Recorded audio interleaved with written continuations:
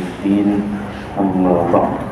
Alhamdulillah, syukur kepada Allah Subhanahu wa taala, takdir Allah sejak azali. Allah Taala menghirkan, Allah Taala jadikan kita dapat sama-sama sambung belajar ataupun ulang kaji ilmu tasawuf khasnya dan ilmu agama yang lain amal.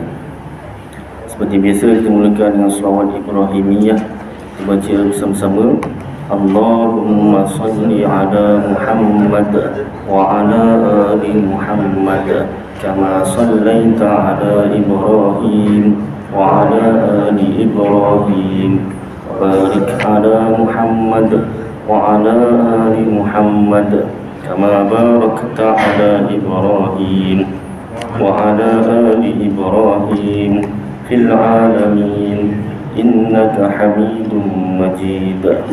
Alhamdulillah, syukur kepada Allah SWT yang berusaha Tuan Pengerusi Masjid Nurul Hidayah Bandar Masjid Alam, yang dihormati Tuan Timbalan Pengerusi Masjid Warisan AJK Masjid, yang dikasihi tuan-tuan imam, tuan-tuan bilal, muslimin muslimat yang dirahmati Allah Subhanahu wa taala.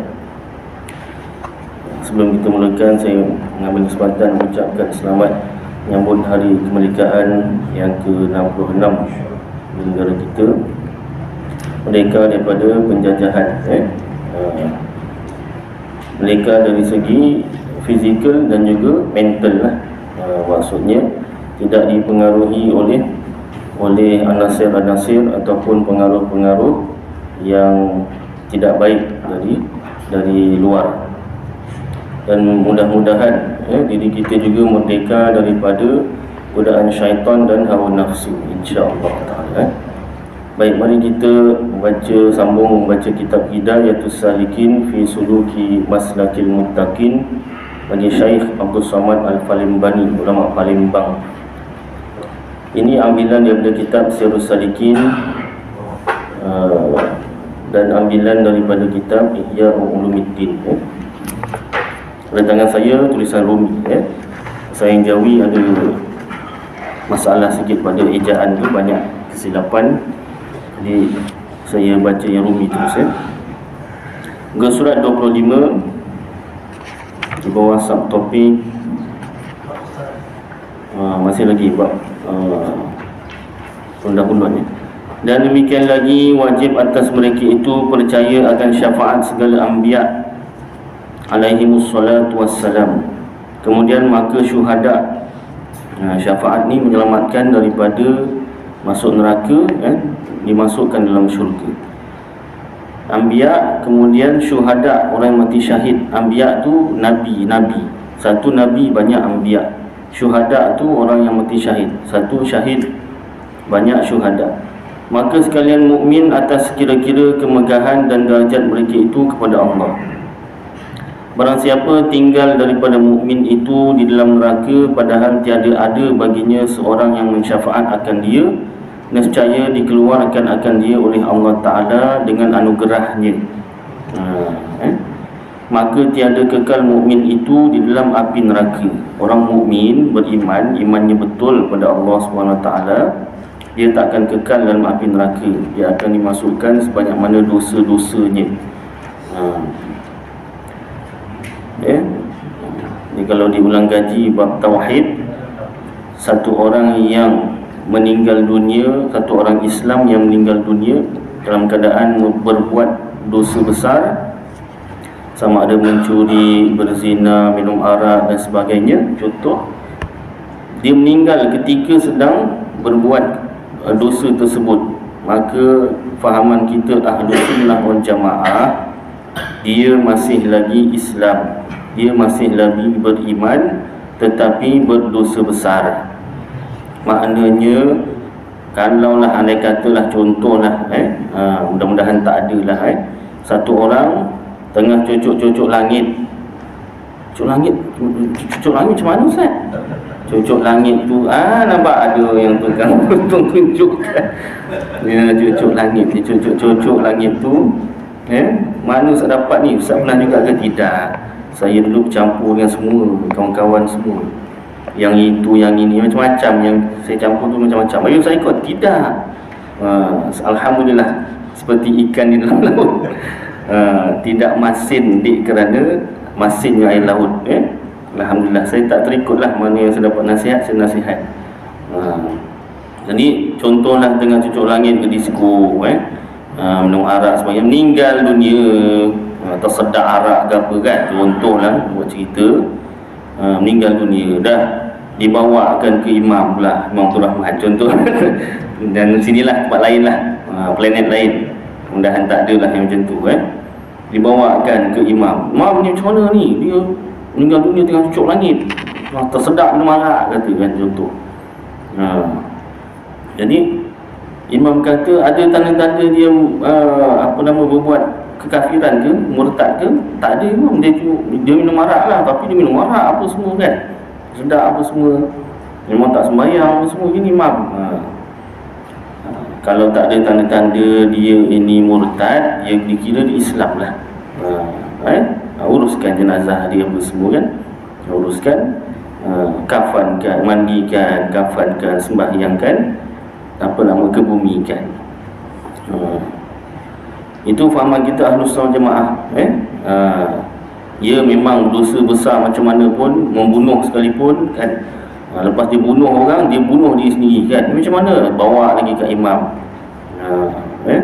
Imam cakap, ada tak tanda-tanda dia bercakap ke perkara-perkara yang murtad, atau dia buat perkara yang murtad. Dia bunuh orang imam, lepas tu dia bunuh diri sendiri, itu dosa besar. Ada tak tanda dia murtad? Itu je lah yang saya tahu. Tak ada. Jadi dia masih lagi Islam, masih lagi mukmin, tetapi berdosa besar, asi. Diuruskan seperti jenazah orang Islam yang lain. Kalau fahaman yang mengatakan bahawasanya orang berbuat dosa itu jatuh murtad, kafir, itu fahaman yang salah, fahaman yang sesat. Manakala ada pula fahaman yang mengatakan dia ini masuk syurga tidak, masuk neraka pun tidak, tengah-tengah, atas pagar. Pandai dia, atas pagar.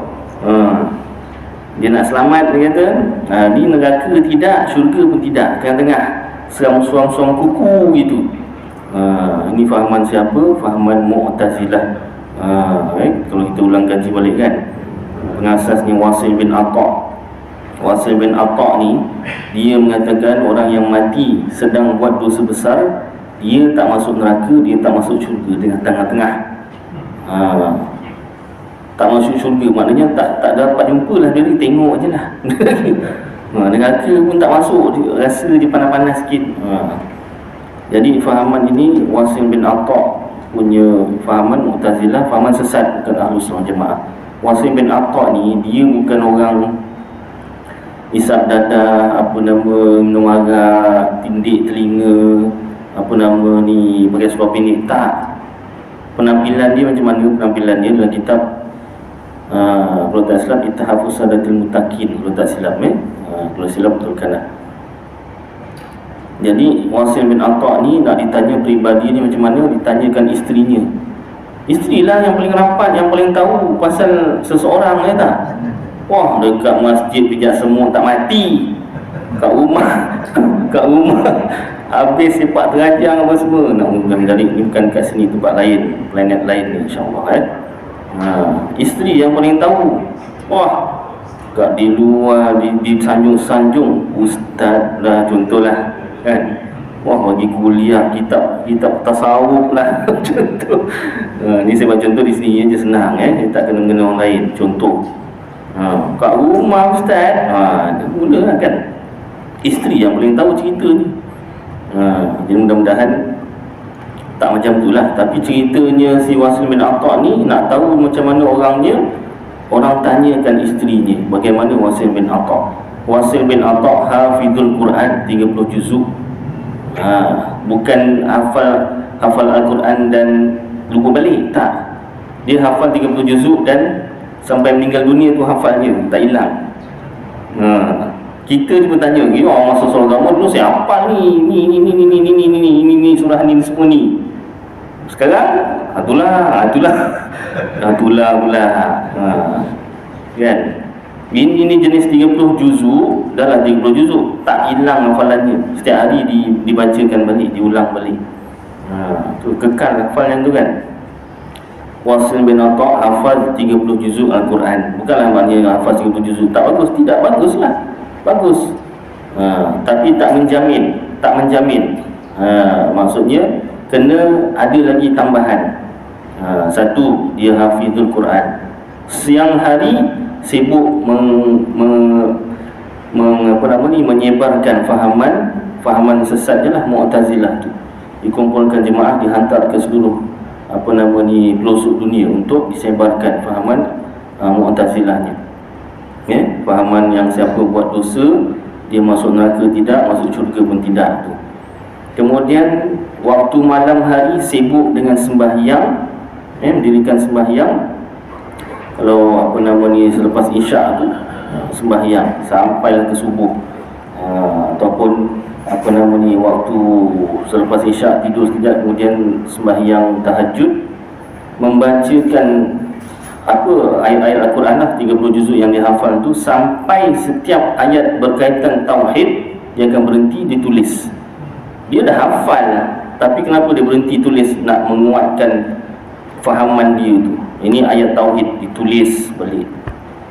Setiap hari begitu. Setiap hari begitu. Macam mana punca dia jadi sesat? Dia ini belajar dengan Hasan Al-Basri, ulama Ahlu Sunnah wal Jamaah. Hasan Al-Basri, ulama Ahlu Sunnah wal Jamaah. Dia belajar dengan Hasan Al-Basri. Satu ketika ada orang tanya Hasan Basri, apa Tuan Guru punya pendapat satu orang meninggal dunia dalam keadaan buat dosa besar? Hasan Basri sebelum jawab apa-apa, dia fikir dulu. Bukan main terus jawab, dia fikir dululah, susun ayat, susun dalil dan sebagainya, nak ingat semula. Sedang Hasan Basri berfikir-fikir untuk menjawab, Wasil bin Atha ni antara murid yang cemerlang. Antara murid Hasan Basri yang cemerlang. Sedang Hasan Basri berfikir nak menjawab, Wasil bin Atha dah mencelah menjawab. Aku tak kata dia masuk syurga, aku tak kata dia masuk neraka. Dia berada di satu tempat, antara satu tempat, manzilatun baina manzilatain, antara syurga dan neraka. Dia sebut aja macam tu, Hasan Basri kata, i'tazalana Wasil, telah terpencil oleh si Wasil. Terpencil tu bukan dipencilkan orang ke dipulaukan orang, tak. Akidahnya tu dah terpencil daripada Ahlus Sunnah wal Jamaah. Dah tak sama yang aku ajar. Dulu taklah marah tengking berotan kan. Tapi disebut itu i'tazalana Wasil, itu asal Mu'tazilah tu, fahaman yang terpencil. Telah terpencil oleh si Wasil fahamannya tu. Ditegur Tuan Guru macam tu, apa si Wasil bin Atha buat? Minta maaf Tuan Guru, minta maaf saya tersilap. Tak, dia murid pandai. Bila murid pandai ni ada satu masalah dia. Dia rasa lebih pandai daripada guru dia. Itu masalah dia. Dia tak minta maaf dengan Hasan Basri, malah dia buat satu tempat dekat masjid yang sama, tempat Hasan Basri ngajar tu. Dia ambil satu sudut, dia mengajarkan fahaman-fahaman dia. Ada pula yang ikut tu, budak pandai. Kalau budak bodoh mana nak ikut kan? Budak pandai. Kita pandai yang tak boleh diikut. Ini nama bodoh yang tak boleh diajar satu. Ni pandai yang tak boleh diikut, memandai-mandai. Itu asal fahaman Mu'tazilah. Dan fahaman ini dia tak perlu isi borang. Ada ni kita nak persatuan fahaman Mu'tazilah, dia tak ada persatuan. Siapa-siapa yang fahaman dia terkena sama dengan fahaman Mu'tazilah, dia jadi Mu'tazilah lah. Itu sebab penting untuk kita ulang kaji tauhid Ahlus Sunnah wal Jamaah. Selain kita doa setiap hari dan setiap minggu, solat Jumaat, ya Allah pelihara akidah kami yang berlandaskan Ahlus Sunnah wal Jamaah, Syairah Maturidiyah. Dan di sini, masjid sini, bukan kata setiap Jumaat, setiap hari. Doa itu di setiap hari, supaya pelihara akidah tu Ahlus Sunnah wal Jamaah. Selain doa, duduk kuliah-kuliah tauhid Ahlussunnah Jamaah, ulang kaji, mantapkan lagi supaya tak tercebur ke dalam fahaman Mu'tazilah dan banyak lagi fahaman-fahaman sesat yang lain. Baik, sambung. Jadi maka tiada kekal mukmin itu dalam api neraka. Dan jikalau ada iman seorang dalam hatinya satu zarrah, yang ini seperti satu semut yang kecil sekalipun, yang secara dikeluarkan daripada api neraka, maka masuk ia dalam syurga. Iman yang betul. Ni cerita iman sekecil semut ni, iman sekecil zarah ni selamat daripada api neraka, masuk syurga. Ini iman yang betul. Itu sebab iman yang pertama sekali yang penting tentang iman ini, bukan sahaja usaha ke atas iman, malah memastikan iman yang diusahakan itu betul-betul betul. Tak pastikan iman yang diusahakan itu betul-betul betul. Caranya tak ada lain, tak ada bukan menuntut ilmu. Semak dengan kitab. Skema jawapannya tu kitab. Sama dengan kitab, alhamdulillah, betul lah. Tak sama dengan kitab, kena buang ego, betulkan. Itu yang susah tu, nak merdekakan diri daripada keegoan tu. Nafsu, kalau bahasa Arabnya nafsu lah. Kalau bahasa orang putih ni ego. Kan? Nak merendah diri, belajar kitab tu kan, bukan senang. Baik. Dan demikian lagi wajib kita iktikadkan, percaya, yakin dalam hati bahawasanya segala sahabat Nabi kita Muhammad sallallahu alaihi wasallam itu semuanya adil, dan bahawasanya Sayyidina Abu Bakar itu yang terafdal daripada segala manusia, yang kemudian daripada Nabi kita Muhammad sallallahu alaihi wasallam, dan yang kemudian daripada segala anbiya. Setelah Nabi Muhammad SAW, kemudian Nabi-Nabi, siapa yang afdal selepas Nabi-Nabi itu? Sayyidina Abu Bakar. Kemudian maka Sayyidina Umar, kemudian maka Sayyidina Uthman, kemudian maka Sayyidina Ali, kemudian maka sahabat yang 6, iaitu Sayyidina Talhah dan Sayyidina Zubair bin Al-Awwam, dan Sayyidina Sa'ad bin Abi Waqqas, dan Sayyidina Sa'id bin Zaid, dan Sayyidina Abdul Rahman bin Auf, dan Sayyidina Abu Ubaidah Amir bin Al-Jarrah. 6 orang. Ini 10 orang yang dijamin syurga. Kemudian maka yang tinggal daripada segala sahabat Nabi kita Muhammad sallallahu alaihi wasallam, kemudian sahabat-sahabat yang lain. Setengah ulama kata bilangan sahabat sama dengan bilangan Nabi-Nabi, 124,000. Maka barang siapa mengiktikadkan, mempercayai, yakin dalam hati akan segala yang demikian itu, yang sifat wajib bagi Allah, mustahil bagi Allah, sifat wajib bagi Rasul, mustahil bagi Rasul, sifat harus bagi Allah, sifat harus bagi Rasul itu, serta iktikad yang ta'yin, yang ditentukan, maka adalah mereka itu daripada ahlul haq, ahli kebenaran, iaitu iktikad ahlus sunnah wal jamaah. Dan lepaslah ia, bebaslah ia, merdekalah ia daripada kaum yang sesat dan kaum yang bid'ah.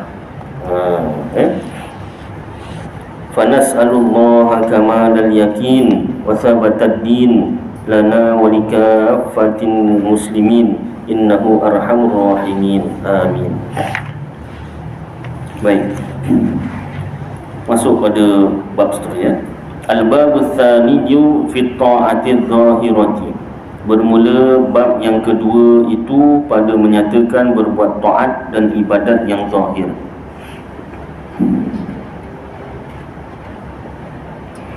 Kata Imam Hujjatul Islam Al-Ghazali rahimahullahu ta'ala, i'lam anna awamirallahi ta'ala faraidu wa nawafidu wal fardu ra'sul mali wa huwa aslut tijarati wa bihi tahsulun najatu wan naflu wa huwa ribhu wa bihil fawzu fid darajati. Artinya, ketahui olehmu hai talib, hai penuntut ilmu, bahawasa segala ibadah yang disuruh Allah Ta'ala yang maha mulia dan yang maha tinggi itu ada kalanya fardu wajib dan ada kalanya sunat. Maka fardu itu ra'sul mal, iaitu modal perniagaan, dan dengan dia asal perniagaan kita, dan dengan dia dapat selamat. Dan sunat itu iaitu laba untung daripada perniagaan, dan dengan dia dapat kemenangan dan darajat di dalam akhirat dan hampir kepada Allah Ta'ala. Ini ibarat contoh seperti perniagaan lah. Kalau tak ada modal, tak boleh nak berniaga. Kita berniaga nampak apa ni? Nampak syurga lah. Itu perumpamaan. Sabda Nabi SAW, Yakulullahu tabaraka wa ta'ala ma taqarraba ilayya al-mutaqarribuna bimithli adai maftaradtu alaihim wala yazalul abdu yataqarrabu ilayya bin nawafili hatta uhibbahu fa idza ahbabtuhu kuntu sam'ahu alladhi yasma'u bihi wa basarahu alladhi yabsuru bihi wa lisanahu alladhi yantiqu bihi wa yadahu allati yabtishu biha wa rijlatul allati yamshi biha wa qalbahu alladhi yadmuru bihi. Artinya lebih kurang sabda Nabi lebih kurang mafhumnya, firman Allah Tabaraka wa Ta'ala di dalam hadis Qudsi, tiada menghampirkan kepada aku oleh orang yang menuntut hampir kepada aku dengan seumpama berbuat ibadat yang aku fardukan atas mereka itu. Sentiasa hamba-Ku menuntut hampir kepada aku dengan mengerjakan segala ibadat yang sunat hingga aku kasih akan dia. Maka apabila telah Ku kasihi akan dia, nescaya adalah aku pendengarannya yang mendengar ia dengan dia, dan penglihatnya yang melihat ia dengan dia, dan perkataannya yang ia berkata dengan dia, dan tangannya yang memegang ia dengan dia, dan kakinya yang berjalan ia dengan dia, dan hatinya yang mencita ia dengan dia. Baik. Jadi maknanya bukanlah Allah Ta'ala jadi sebagai manusia tu, Allah Ta'ala jadi pendengaran kita, jadi penglihatan, jadi tangan kita. Tidak. Maksudnya Allah Ta'ala pelihara pelihara pendengaran kita, penglihatan kita, perbuatan kita. Dan ketahui olehmu, hai Talib, bahawa tiada kuasa engkau mendirikan akan segala ibadat yang disuruhkan Allah Ta'ala itu dengan sungguh-sungguh, memeliharakan hatimu dan segala anggotamu pada tiap-tiap ketikanya dan tiap-tiap nafasmu daripada ketika pagi hingga petang. Dan tiada kuasa engkau atas demikian itu, melainkan engkau beri bahagian segala waktumu itu dengan wirid dan ibadat daripada pagi hingga petang. Maka engkau ingatkan pada tiap-tiap waktumu akan segala ibadat yang disuruhkan Allah Ta'ala, maka engkau kerjakan akan dia. Syahdan, apabila engkau bangun daripada tidur, maka hendaklah engkau bangun dahulu daripada terbit fajar, sebelum subuh. Dan adalah pertama-tama berlaku di dalam hatimu dan lidahmu itu zikrullah Ta'ala. Maka baca olehmu pada ketika itu, Alhamdulillahilladzi ahyana ba'dama amatana wa ilaihin nusyur. Asbahna wa asbahal mulku lillah, wal azamatu was sultanu lillah, wal izzatu wal qudratu lillahi rabbil alamin. Asbahna ala fitratil Islam wa ala kalimatil ikhlas wa ala dini nabiyyina Muhammadin sallallahu alaihi wasallam wa ala millati abina Ibrahim hanifan muslima wa ma kana minal musyrikin. Allahumma inna nas'aluka an tab'athana fi hadzal yawm ila kulli khair wa a'udzu bika an ajtariha fihi su'an aw ajurrahu ila muslim. Allahumma bika asbahna wa bika amsayna wa bika nahya wa bika namut wa ilaikan nusyur. nas'aluka khaira hadzal yawm wa khaira ma fihi wa na'udzu bika min syarri hadzal yawm wa syarri ma fihi. Kita sertakan nanti dia. Baik. Yang atas tu yang paling pendeklah, alhamdulillahillazi ahyana, segala puji bagi Allah yang menghidupkan kami ba'dama, selepas barang yang amatana, mematikan kami, wa ilaihin nusyur. Yang lain tak diberikan makna, tak. Maka apabila engkau memakai akan kain, maka hendaklah engkau niatkan dengan dia mengerjakan suruh perintah Allah Ta'ala pada menutup auratmu, dan jangan engkau qasatkan, niatkan memakai kain itu supaya dipuji orang, kerana qasat yang demikian itu jadi riak, iaitu haram. Allahu Akbar. Pakai baju kerja ke, pakai baju apa ke kan, niatkan menutup aurat. Allahu Akbar. Kadang-kadang kita terlupa kan. Baik, itu bangun tidur. Faslun, ini suatu fasal fi adabi qada'il hajati. Ini suatu fasal pada menyatakan adab qada' hajat. Kitab tasawuf ni banyak adab-adab, adab doa, adab Maka apabila engkau hendaklah masuk ke dalam tandas, sama ada hendak qada' hajat, buang yang kecil atau buang yang besar, atau lainnya, maka hendaklah engkau dahulukan ketika masuk itu akan kakimu yang kiri. Masuk kiri dulu. Dan pada ketika itu baca olehmu Bismillahi a'udzu billahi minar rijsin najis. Bismillahi a'udzu billahi minar rijsin najisil khabithil mukhbithis syaitanir rajim. Ini apa nama versi lain lah. Kalau versi yang lain, Bismillah a'udzu Allahumma inni a'udzu bika minal khubuthi wal khaba'ith kan? Dan pada ketika masuk tandas itu jangan berserta suatu yang tersurat nama Allah dan segala sifatnya, dan Quran dan segala nama malaikat dan segala nama anbiya, kerana demikian itu makruh. Dan kata Azra'i haram, kata Imam Azra'i. Ini tulisan Arab, tulisan Jawi atau Arab. Kalau tulisan Rumi tak dikira. Demikian lagi pada ketika masuk tandas itu jangan terbuka kepalamu, kalau boleh ditutup.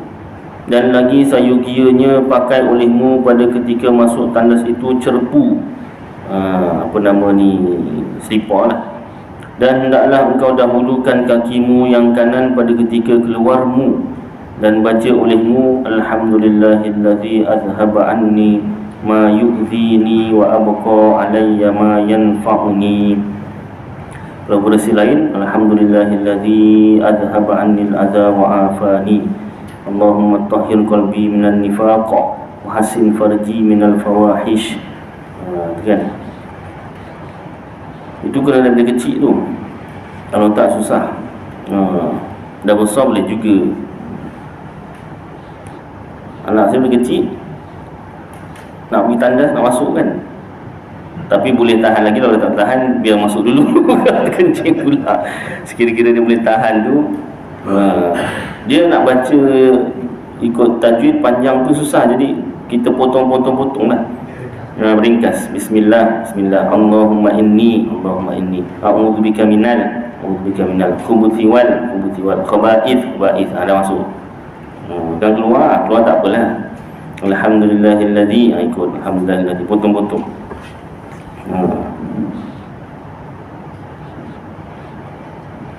Dia yang mengajarnya kena hafal juga, yang mengajar tak hafal banyak juga.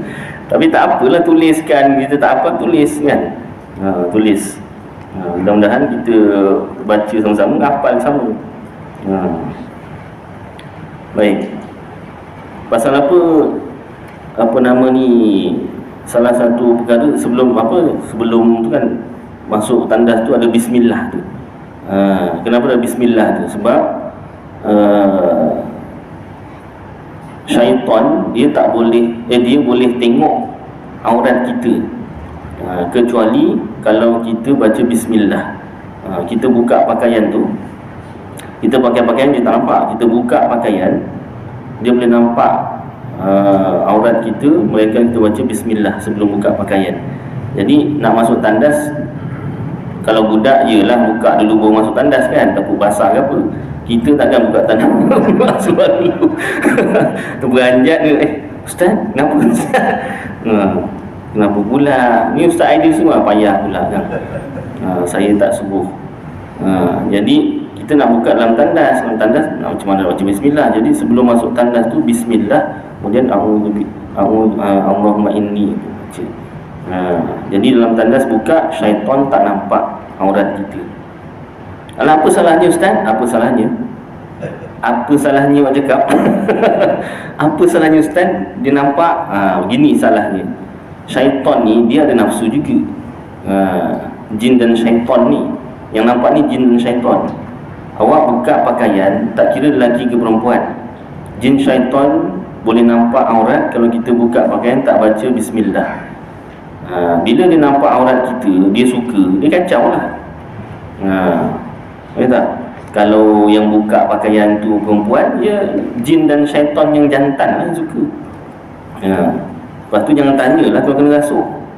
Kenapa Kenapa aku baca tak nak. Dah kenapa kena rasuk, kena kacau. Kan? Kalau yang lelaki pula, yang jin dan syaitan yang betina lah. Wow, dia kata, dah kena kacau juga. Kan? Main. Ya Ustaz, ya. Jadi asal hukumnya baca bismillah tu sunat lah. Tapi kan bila orang sunat ni, orang tak ni kan, orang tak baca bismillah, nanti jin syaitan nampak awak ni kacau, dia rasuk, baru juga. Macam tu bawahnya saya baca benda simple, bismillah. Baik. Dan sayugianya sediakan batu atau air dahulu daripada kotak hajat itu. Sediakan air. Batu biasanya kita tak guna dan tak biasa. Kalau ada ketika tak ada dapat air, batu tu macam mana cara dia? Dia batu yang bersegi. Bila batu bersegi tu, segi dia tu yang buat ni, tak apalah. Sial nak lukis batu pula kan. Batu tu yang bersegi, segi dia tu yang kita buat tarik tu, buat hilangkan najis tu. Bukan kekasaran dia tu, luka, lecet. Gosok. Dia punya segi dia tu, batu tu yang bersegi. Batu yang bersegi, dia segi. Kalau batu yang timbul, dia bentuk piramid ke, ada bentuk trapezium ke, yang ada segi dia tu, rata tu. Kalau segitiga tu lepeh kan, dia piramid, contoh bentuk piramid tu kan ada segi-segi dia tu. Segi dia tu buat tarik tu, buat hilangkan najis tu. Sama ada air kencing ataupun najis tahi lah. Itu cara dia tu. Bukan digosok-gosok. Wah, bukan kata najis hilang, lecet darah. Ngilu lain kan. Tak pandai. Kena belajar juga. Ni batu ada batu. Ya, batu memang ada. Daun belajar saat daun. Awak jangan main daun, jangan sebarang daun. Jangan sebarang daun. Salah daun, gatal pula dah. Bisa. Dia apa-apa pun yang bersegi. Baik. Atau air. Jadi pastikan air ada. Sama ada dalam baldi ataupun buka pipe tu dulu, pastikan ada. Dah buang air, sekali buka pipe tak ada air, dah payah. Tapi kalau macam tu macam mana?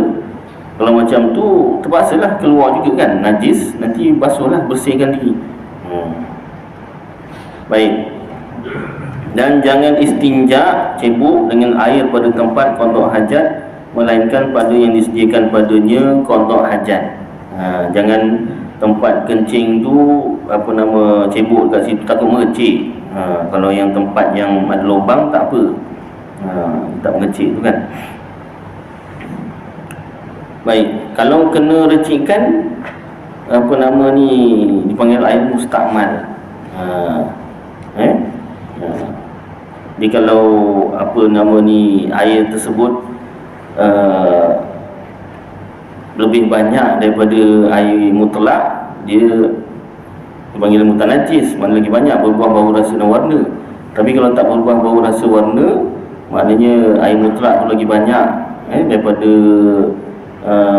basuhan najis tu, dia jadi mustakmal. Tu berkait juga dengan ilmu fikih tu. Berkait dengan ilmu fikih tu kan. Baik.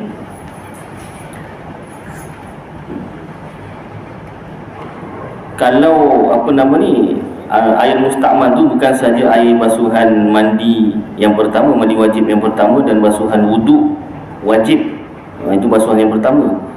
Dia juga daripada air apa nama ni, membersihkan najis tu.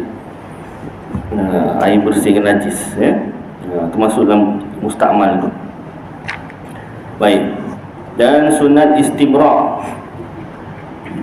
Sunat istibra', kemudian daripada kemih, ini buang air kecil. Istibra' macam mana? Dengan berdehem-dehem. Tak perlu berbunyi pun tak apa. Tapi kalau saya tak boleh, kalau tak bunyi dia tak jadi istibra', tak apalah. Itu contoh tu kan. Dan lalukan jari tangan kiri di bawah zakar, ditarik daripada pangkal sampai ke hujung, supaya keluar habis. Supaya keluar habis. Dan menghilangkan apa dipanggil tu, apa nama, rasa macam masih keluar tu kan. Apa nama dia tu? Tuskan, supaya tus. Dan ada satu cara lagi, kalau dia dah buat istibra', dah lalukan jari tapi masih rasa macam keluar, itu ada satu cara dalam kitab fikih lah. Direcikkan air pada seluar, pada bahagian kemaluan tu lah, recikkan. Dah habis cebok semua, dah beristibra', dah lalukan jari semua, dah cebok, dah istinja, tapi dia takut nanti rasa macam terkeluar. Recikkan sedikit pada seluar, kemudian pakai. Nanti bila rasa macam terkeluar, tengok, oh ni tadi air yang aku recikkan, untuk hilangkan was-was. Ilah, supaya dia tu tak was-was. Kalau tak ni sampai bila-bila, aku ni bersih ke tak bersih ke tidak, nak sembahyang lagi kan. Baik, cukuplah tuan-tuan dah masuk isyak. Mudah-mudahan apa yang kita baca dan dengar sedikit tentang perkara tadi, buat ibadat dan juga qada hajat. Nanti kita sambung lagi. Mudah-mudahan apa yang kita baca dan dengar jadi manfaat untuk saya dan tuan-tuan, kita amalkan dan sampaikan insya-Allah. Aku qouli hadza wa astaghfirullahal azim li wa lakum wa lisairil muslimin wal muslimat wal mu'minin wal mu'minat fastaghfiru wa ya fawzal mustaghfirin wa ya najatat taibin. Sallallahu tabaraka wa ta'ala ala khairi khalqi sayyidina wa maulana Muhammad wa ala alihi wa sahbihi wa baraka wa sallam. Subhana rabbika rabbil izzati amma yasifun wa salamun ala al-mursalin walhamdulillahi rabbil alamin. Taqabbalallahu minkum.